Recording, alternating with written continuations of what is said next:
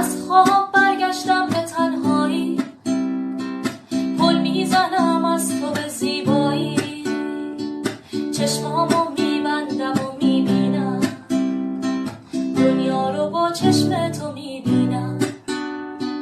دنیای من با عشق درگیره، عشقی که تو نباشی میمیره، عشقی که تو دست تو گل داده، عشقی که به دست من افتاده. تو مثل من رویا تو میبافی، با دست من موهاتو میبافی، خورشید و با چشمات روشن کن، یک بار ماه و قسمت من کن. من پشت این پنجره میشینم، بارونو تو چشم تو میبینم.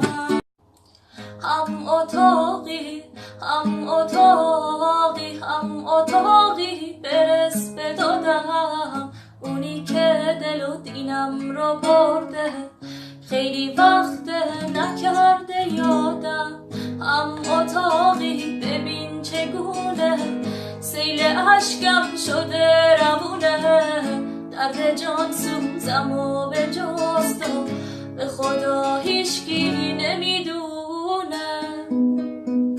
هم اتاقی هم اتاقی هم اتاقی برو طبیبه دل بیمارم و بیار بهش، بگو عاشقش غریبه مرده از رنج انتظار.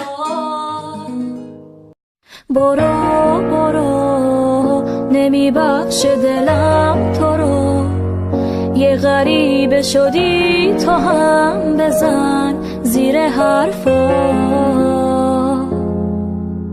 برو برو بذار دور بشم از هوات، بار آخر گریه میکنم واسه چشمات. جاده پای پیاده منم و آخر خط و یه دوستی ساده، اشکام نمیشه پنهون، دوباره بغضم و میشکنه نم نم بارون. قلبم میگه نه این بار بذار بره، آروم نمیشن ابرا، دوباره من تک و تنها میرم لب دریا. بی عشق همه چی سرده، نمیمونه اونی که منو دیوونه کرده. قلبم میگه نه این بار بذار بره. بازم توی تاریکی شهر، توی این خونه تنها مثل شب‌های قبل، واسم دیگه بی خود حرفا، مثل تک تک دردا ریختمشون ته قلب. چقدر این روزا دلت شلوغه، چقدر سخته که ببینی دروغه اونی که یه روز بهت میگفت عشقم. واسه من دیگه معنی نداره، عشقی که تهش قصه بیاره، بهتره دیگه بیفته از چشمم.